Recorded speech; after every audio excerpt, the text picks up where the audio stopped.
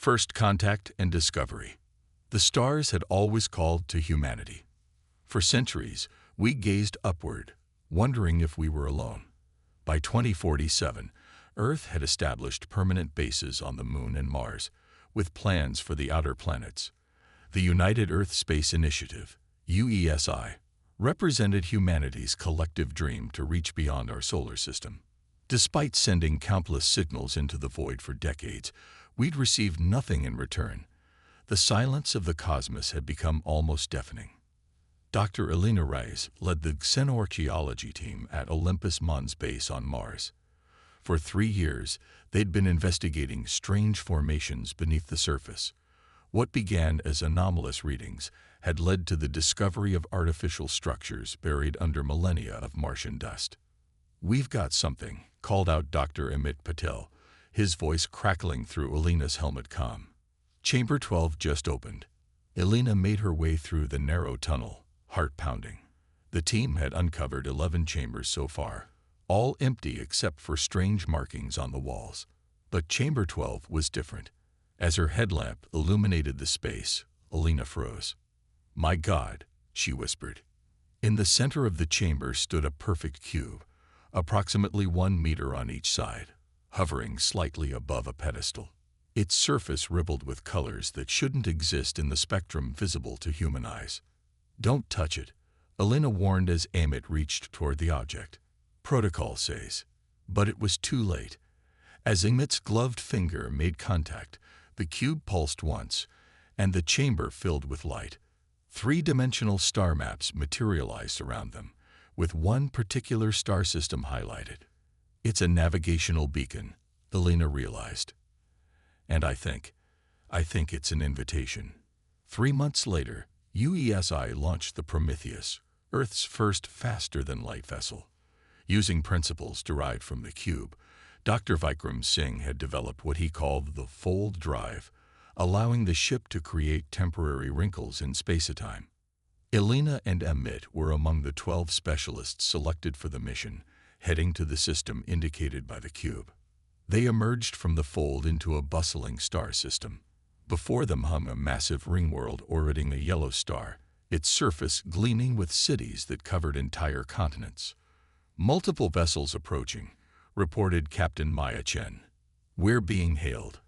The view screen activated, revealing a being with crystalline features that shifted like liquid metal. Its voice came through the translator as perfectly modulated English.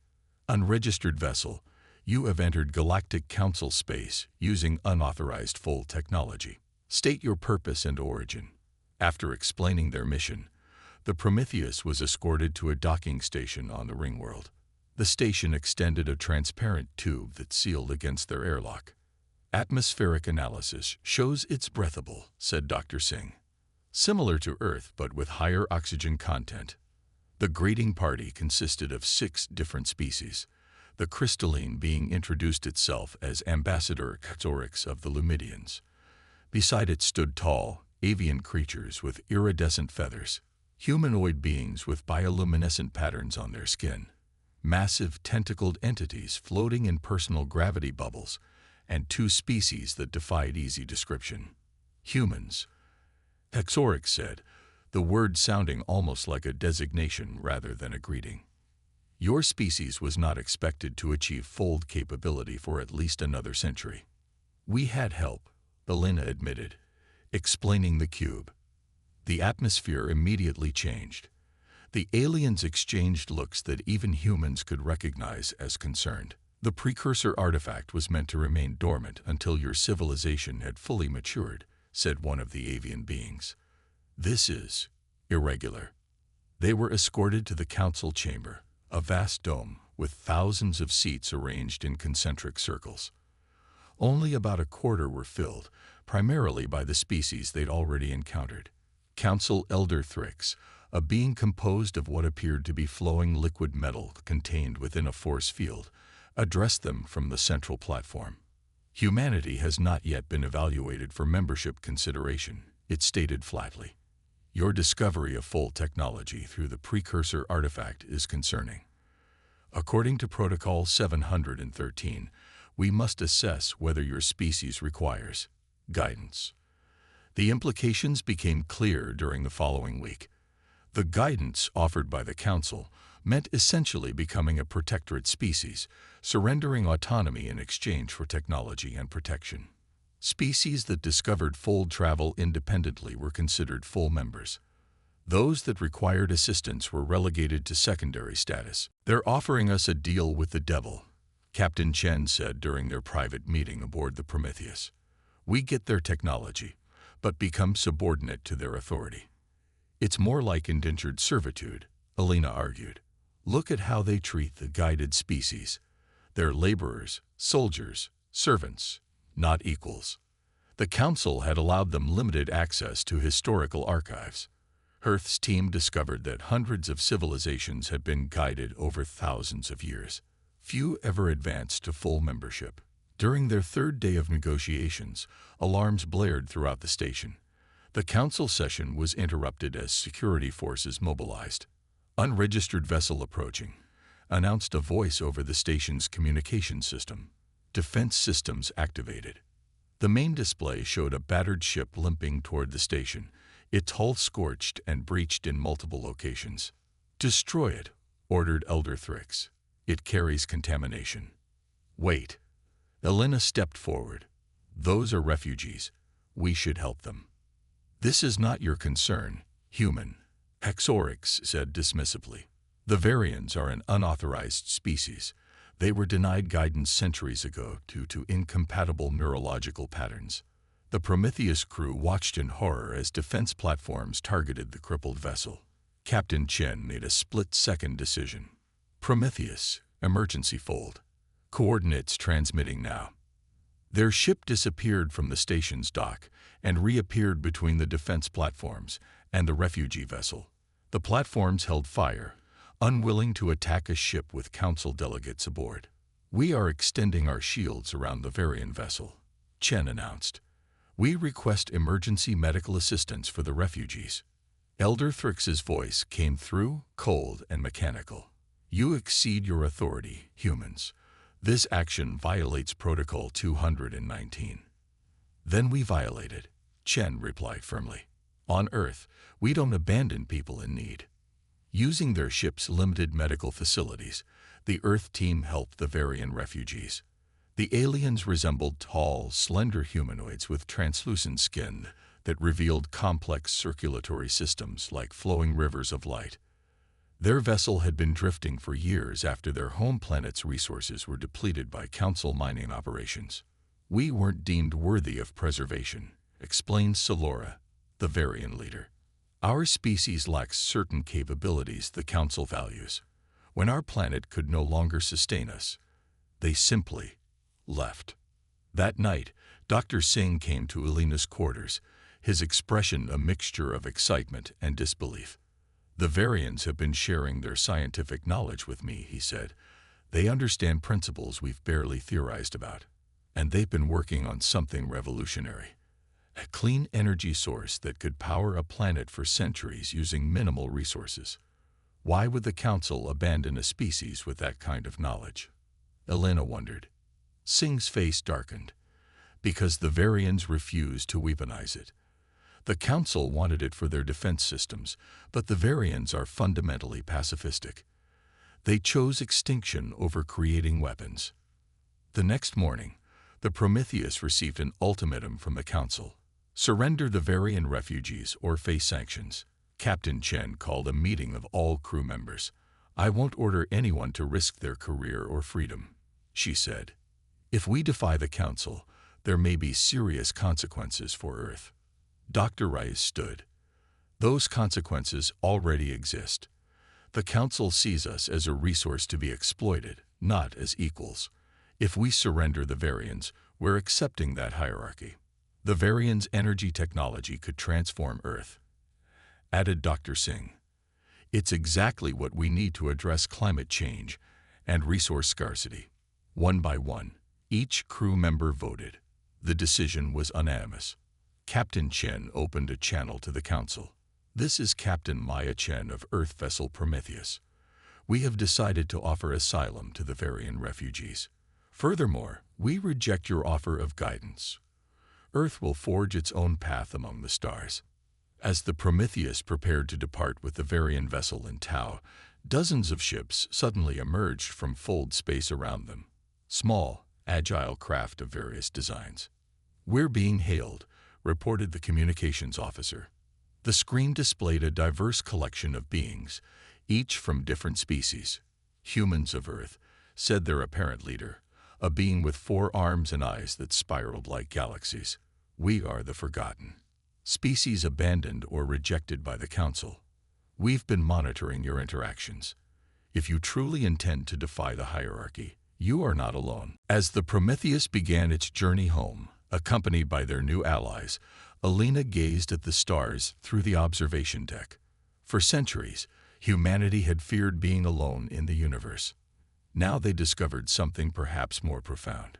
They were not just part of the cosmic community, but potentially its conscience. "The Council calls us primitive," Alina said to Salora, who stood beside her. "Perhaps by their standards we are. But sometimes it takes a primitive perspective to see what the sophisticated have forgotten." Salora's skin rippled with patterns of light that the translator interpreted as agreement. The simplest truths are often the first casualties of advancement. Behind them, Earth's first allies in the galaxy prepared for the journey to a blue planet that had been ignored by the powerful, but which now might become a beacon for the forgotten. Rebellion and New Alliance. 6 months after the Prometheus returned to Earth, the United Nations Special Assembly convened in Geneva.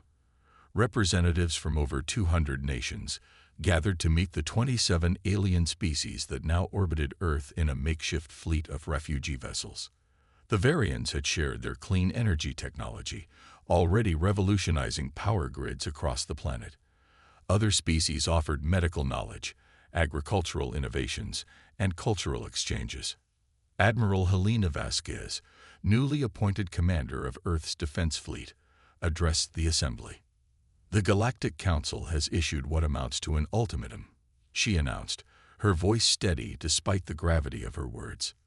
"Either we surrender our unauthorized allies and accept guided status, or Earth faces total embargo and potential military action." Murmurs spread through the chamber. On screens throughout the hall, feeds showed the alien vessels in Earth orbit, not conquerors or invaders, but refugees seeking shelter. Dr. Elena Reyes stepped to the podium next. In the months since the Prometheus mission, she had become Earth's de facto diplomat to their new allies. These species were abandoned by the Council when they were no longer considered useful, she explained. Some were left on dying planets. Others were displaced when their worlds were harvested for resources. The Council system isn't about guidance, it's about exploitation.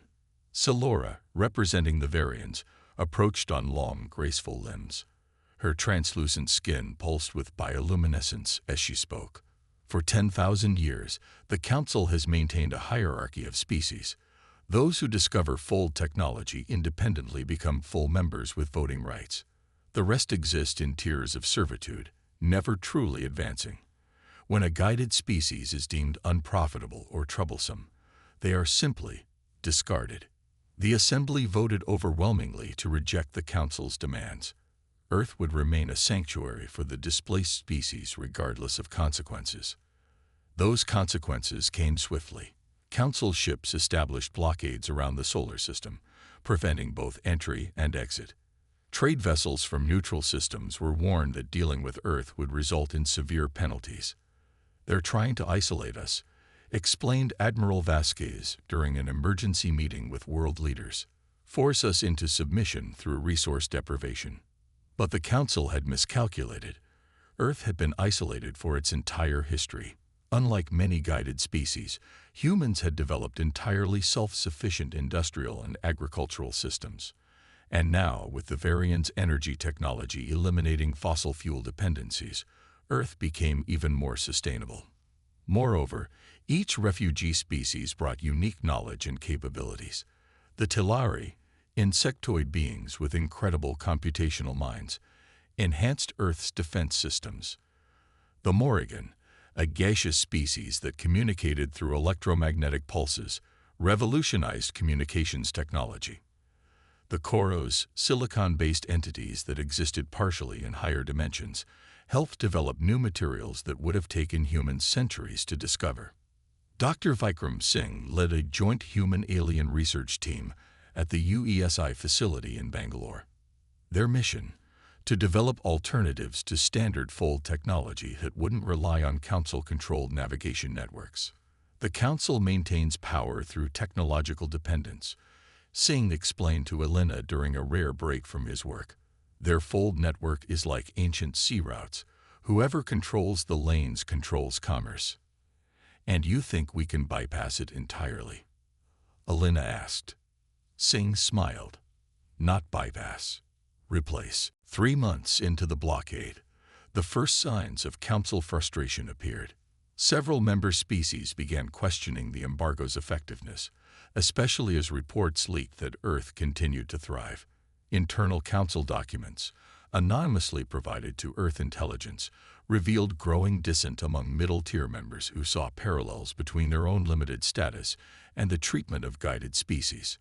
Meanwhile, a Council scout ship captured near Jupiter yielded valuable intelligence, the locations of other abandoned species throughout the galaxy.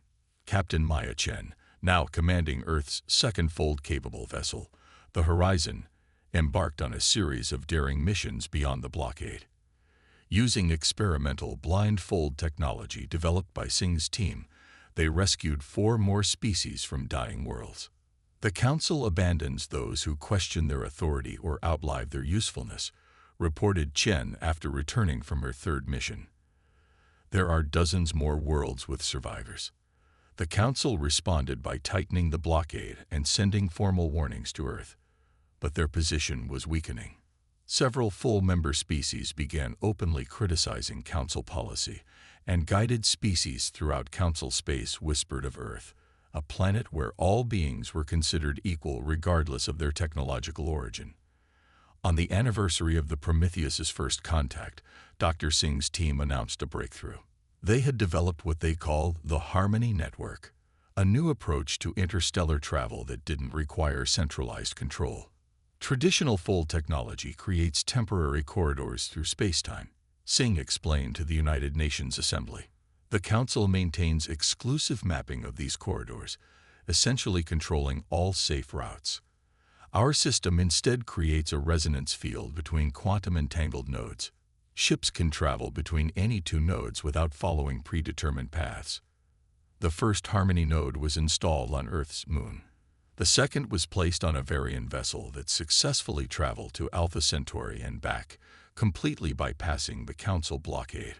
Within weeks, Earth ships began establishing nodes throughout nearby systems, creating an expanding network independent of Council oversight.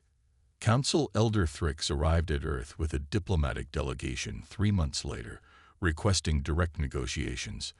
The meeting took place at the Lunar Harmony Control Center, a symbolic location demonstrating Earth's technological independence.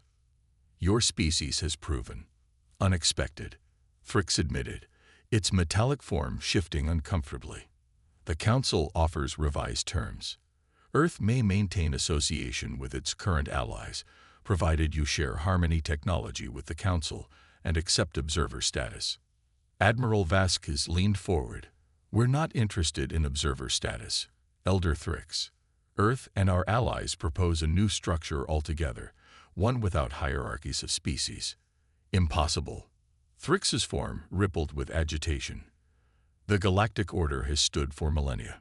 Yet it fails those it claims to guide. Elena added, our proposal is simple, a true alliance of equals, where knowledge and resources are shared for mutual benefit, not exploitation. And if we refuse? Thrix asked. Then the Harmony Network will continue to expand. Admiral Vasquez replied calmly. Already, 17 former guided species have requested nodes. Within 5 years, we estimate half of all Council-dependent commerce will route through our network instead. Within 10, your economic model collapses entirely. You would destabilize the entire galaxy over ideological differences. Thrix's voice grew colder. Dr. Singh, who had remained silent until now, finally spoke. "No, Elder. We're stabilizing it by removing artificial boundaries. The galaxy doesn't need controllers. It needs facilitators." The negotiations lasted weeks. Eventually, 8 full council members broke ranks to sign the Lunar Accords, formally recognizing the alliance of free worlds. Within 2 years, the council's structure had fundamentally transformed, with most guided species ascending to full membership status and punitive policies abandoned. 5 years after the Prometheus first encountered the council, Elena stood on the observation deck of Harmony Station 1, watching ships from dozens of worlds arrive for the first Galactic Congress. Beside her stood Salora, now serving as the Varian representative to the Alliance. "Did you ever imagine this outcome when your ship rescued ours?" Salora asked, her skin glowing with patterns that the translator interpreted as philosophical amusement. Elena smiled. "Honestly, I was just hoping we wouldn't start an interstellar war. Instead, you started a revolution," Salora replied. "Not with weapons, but with something the Council never understood." "What's that?" "The power of choice. For millennia, the Council presented false choices, submission or abandonment. Humans rejected both and created a third option. Below them on the station's main concourse, representatives from over 60 worlds mingled freely, former council members alongside species that had been deemed unworthy of guidance. Earth delegates moved among them, not as conquerors or saviors, but as equals who had simply refused to accept arbitrary hierarchies. The council believed advanced technology was the measure of civilization, Elena observed. They never understood that true advancement isn't about what you can build, but what you choose to protect. As the delegates took their seats for the inaugural session, the station's viewports revealed Earth rising above the lunar horizon, a blue marble that had been overlooked by the galaxy for millennia, only to become the unlikely catalyst for its transformation. The ignored had become essential. The primitive had reawakened the conscience of the advanced.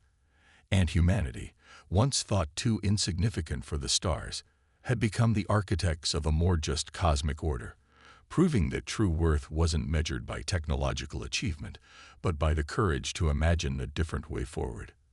As the Congress began, ships continued to arrive from distant systems, each carrying beings who had heard that somewhere in the galaxy there existed a place where no species was forgotten, no voice silenced, and no potential dismissed. They came not seeking guidance, but partnership. Not charity, but respect. They came to a humanity that had transformed from the ignored to the essential, showing that sometimes the greatest power in the universe isn't technology, military might, or ancient tradition, but the simple, revolutionary act of seeing value in those others had deemed worthless.